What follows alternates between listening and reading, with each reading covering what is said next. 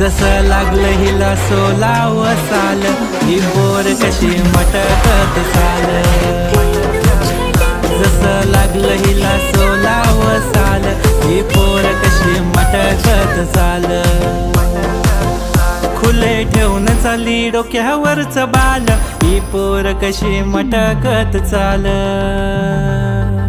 जसं लागलं हिला सोलाव साल, ही पोर कशी मटकत चाल।